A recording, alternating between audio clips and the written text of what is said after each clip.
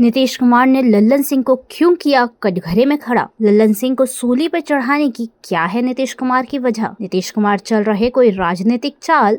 क्या है नीतीश के इरादे? आइए जानते हैं खबर को विस्तार से। लल्लन सिंह को कटघरे में खड़ा कर नीतीश कुमार ने असल में अपना मेडिकल सर्टिफिकेट दे दिया है।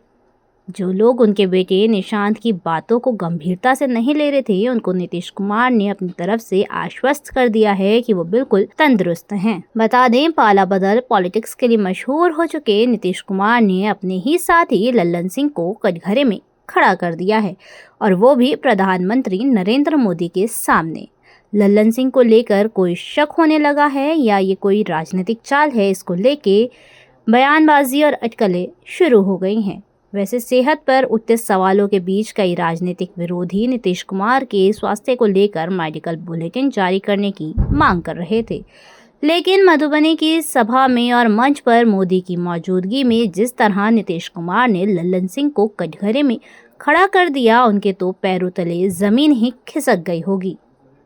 ऐसा काम कोई बीमार आदमी भला कैसे कर सकता है? ये काम नीतीश कुमार ने कोई पहली बार किया हो ऐसा भी नहीं है। वो तो हमेशा ही अपने राजनीतिक विरोधियों को वक्त रहते ठिकाने लगाते आए हैं। जब लल्लन सिंह उनकी नज़र के संदेह के घेरे में आए तो उनको हटाकर तत्काल प्रभाव से खुद जेडीयू अध्यक्ष बन गए, और अब तो लगता है नीतीश कुमार का शक कुछ ज़्यादा ही गहराता जा रहा है। तभी तो भरी सभा में, सार्वजनिक मंच पर और प्रधानमंत्री नरेंद्र मोदी की मौजूदगी में नीतीश कुमार ने लल्लन सिंह को सीधे सूली पर चढ़ा दिया। अब ये देखना होगा कि नीतीश कुमार का लल्लन सिंह के साथ आगे कैसा व्यवहार रहता है। बात इतने भर ही रह जाती है या लल्लन सिंह भी पुराने नेताओं की तरह ठिकाने लगा दिए जाते हैं। जॉर्ज फर्नांडिस से लेकर शरद यादव और आरसीपी सिंह तक लिस्ट तो लंबी है। लल्लन सिंह को नीतीश कुमार ने बलि का बकरा कहीं इसलिए तो नहीं बनाया क्योंकि एनडीए में बीजेपी के साथ बने रहने की बात बोरियत भरी लगने लगी थी। बार बार एक ही बात कैसे कहते? कुछ तो क्रिएटिविटी होनी चाहिए। प्रधानमंत्री मोदी से मुलाकात हो, अमित शाह या बीजेपी के किसी महत्वपूर्ण नेता से बात हो, नीतीश कुमार एक बात दोहराना नहीं भूलते हैं कि अब वो कहीं नहीं जाने वाले हैं। चले गए थे, गलती हो गई थी।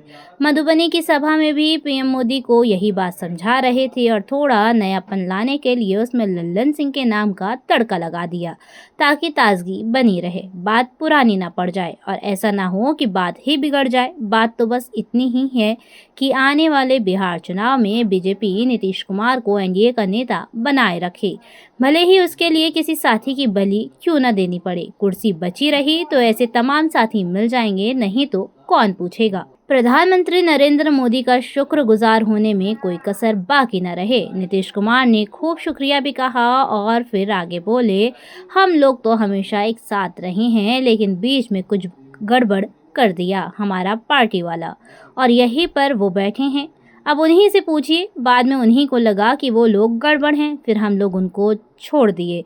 अब हम कभी उन लोगों के साथ नहीं जा सकते, वो लोग सब गड़बड़ किए हैं। पहली बार 2005 में हम लोग उन सब के खिलाफ ही साथ लड़े थे और ये सब साथ ही थे, अध्यक्ष ही थे हमारी पार्टी के। नीतीश कुमार ने अचानक लल्लन सिंह की तरफ इशारा किया और एक झटके में पूरी कथा सुना डाली।